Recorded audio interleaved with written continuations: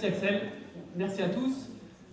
Chers amis, en tant qu'enseignant, j'ai toujours eu l'espoir de donner à mes élèves le goût de l'ambition, le goût de l'effort et le goût de l'engagement. Il y a maintenant un peu plus d'1 an, j'ai décidé qu'il était temps, malgré mes 3 et presque 4 enfants, de franchir moi aussi le pas de l'engagement politique.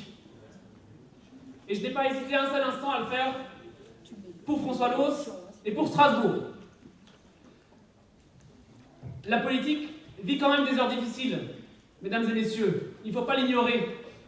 Et nous avons tous croisé autour de nous, parfois dans notre entourage le plus proche, des gens qui n'y croient plus, qui évacuent leurs problèmes en expliquant que de toute façon tous pourris. Mes amis, ce qui nous réunit ce soir, ici, c'est cette envie d'agir, cette envie de faire bouger les choses, cette envie de faire confiance et d'y croire. Moi, avec François Loos, j'y crois.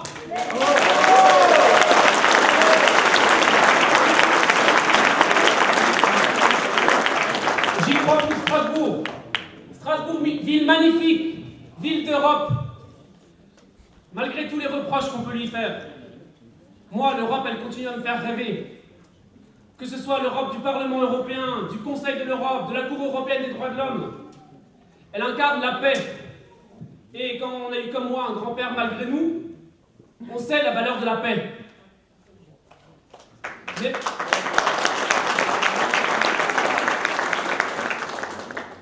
Mais pour Strasbourg l'européenne, mesdames et messieurs, Strasbourg l'européenne, il faut se réveiller. Il faut mener d'autres combats. Être une capitale européenne, qu'est-ce que ça veut dire, mesdames et messieurs? Ça veut dire compter à l'échelle du monde entier. Ça veut dire qu'il faut donner de l'envergure à cette ville.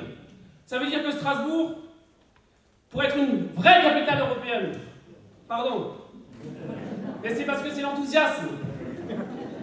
Elle mérite un aéroport digne de ce nom. Elle mérite le GCO. Elle mérite d'être un carrefour de l'Europe ferroviaire à grande vitesse. Et mesdames et messieurs, elle mérite aussi un grand-maire.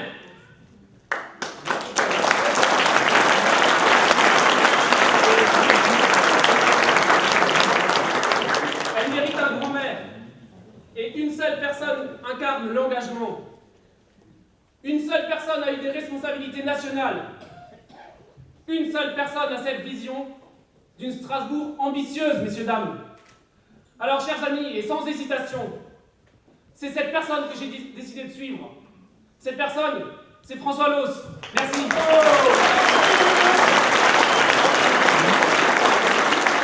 Je suis membre du CCAS de la ville et j'ai un mandat européen. Je représente l'Association internationale des charités au Conseil de l'Europe, où je préside la commission Grande Pauvreté. Également à Strasbourg, j'anime depuis plusieurs années le collectif strasbourgeois du 17 octobre, qui est la journée mondiale du refus de la misère.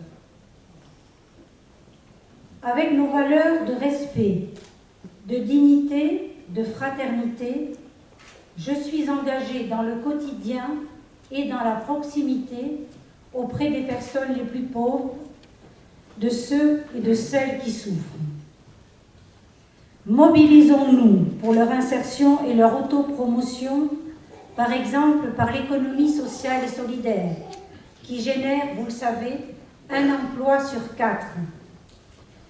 Proposons aussi un parcours individualisé d'accompagnement, par exemple sur 1 an, pour 200 personnes en situation de pauvreté, en privilégiant leur emploi et en leur offrant une possibilité de logement. À Strasbourg, capitale européenne des droits de l'homme, notre action en faveur des droits sociaux et économiques pour les plus fragiles doit être exemplaire, vous le savez, pour retisser le lien social dans nos quartiers. Une seule personne a su réconcilier humanisme et efficacité. Une seule personne a cette vision courageuse pour Strasbourg.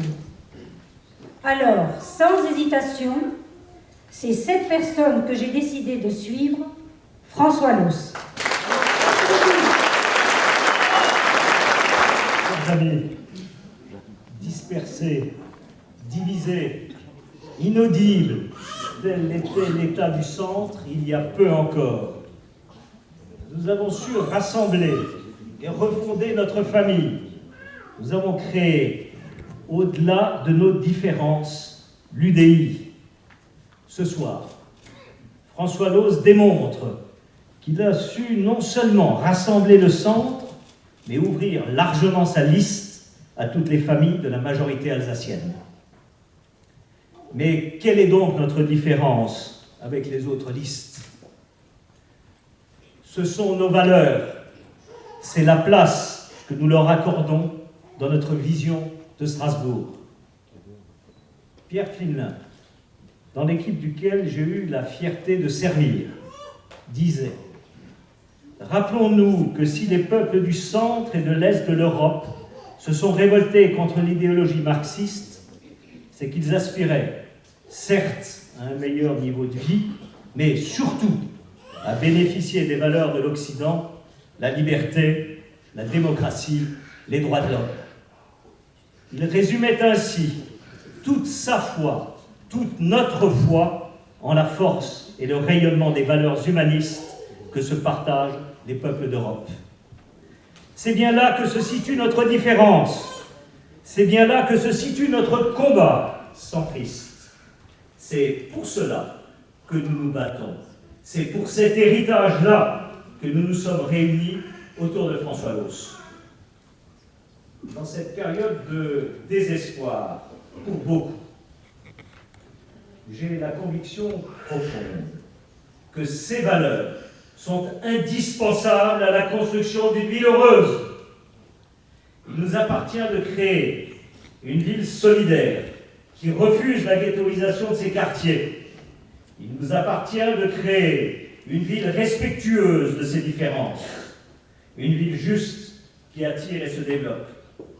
Il nous appartient de rendre à notre ville la fierté de son passé et la confiance entre son destin si particulier. Oui, la création d'une Europe unie ne peut s'envisager et être acceptée par tous que dans un lieu, symbole d'unification, de réconciliation et de paix. Ce lieu, ce seul lieu où bat le cœur de l'Europe, ce ne peut être à l'évidence que Strasbourg. Une seule personne incarne les valeurs du centre. Une seule personne rassemble au-delà des clivages. Une seule personne a cette vision d'une Strasbourg audacieuse. Et sans hésitation, c'est cette personne que j'ai décidé de suivre, François Loos.